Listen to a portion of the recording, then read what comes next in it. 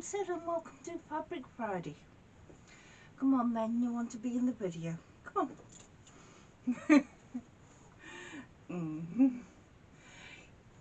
I have been busy making things ready for Christmas, and I'm about to go in the kitchen and do some baking for Christmas Day tomorrow.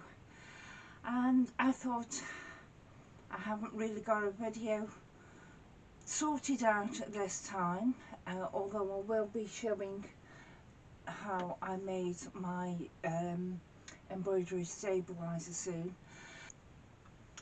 I just wanted to take this time to say Happy Christmas to everybody that's been with me for quite some time and that has just recently joined. Thank you very much.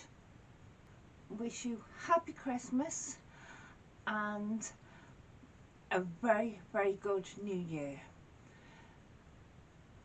That's all I need to say. Happy Christmas. Bye. Be safe.